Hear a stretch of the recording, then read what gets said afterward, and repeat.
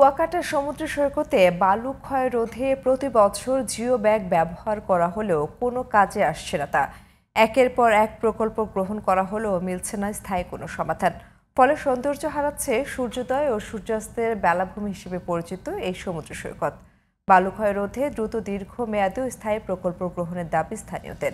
কুয়াকাটা প্রতিনিধি মনিরুল ইসলামের রিপোর্ট জানাচ্ছেন জামান আশরাফ। সূর্যোদয় সূর্যাস্তের বেলাভূমি সাগরকন্যা কুয়াকাটা। প্রায় এক যুগ ধরে বালু ক্ষয়ে বিলীন হতে বসেছে সৈকতের প্রায় 1 কিলোমিটার সমুদ্র তট।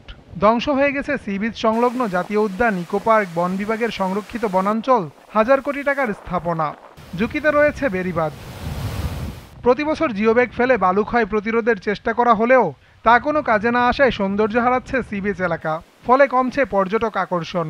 বস্তাগুলো এলোমেলো, নোংরা, ছিঁড়া, তারপর শ্যাওলাযুক্ত পুরো বীজটাই নষ্ট হয়ে যাচ্ছে দিন দিন। তো একদিকে যেমন ভাঙানো ফিরছে না, দ্বিতীয়ত হলো যে আমাদের সৌন্দর্যটা নষ্ট হচ্ছে। দীর্ঘ 10 থেকে 15 বছর যাবত এই বালু ক্ষয়ের কারণে আমাদের এই কুয়াকাটা ছোট হয়ে আসছে। এই বস্তা দিয়া করে রাখে, তাতে আরো ক্ষয় হয়ে যায়। পর্যটকরা এখানে নামে, তাদের হাত পা ভাঙে, তারা অ্যাক্সিডেন্টের শিকার হয়। সরকারের আমরা হস্তক্ষেপ কামনা করব। প্রকল্প অনুমোদন পেলে স্থায়ী প্রতিরক্ষার কাজ শুরু করা হবে বলে জানিয়েছে পানি উন্নয়ন বোর্ড। স্থায়ী প্রতিরক্ষা কাজের জন্য 759 কোটি টাকার একটা প্রকল্প ডিপিপি করে একটা প্ল্যানিং কমিশনে 2024 সনে দাখিল করা হয়েছে।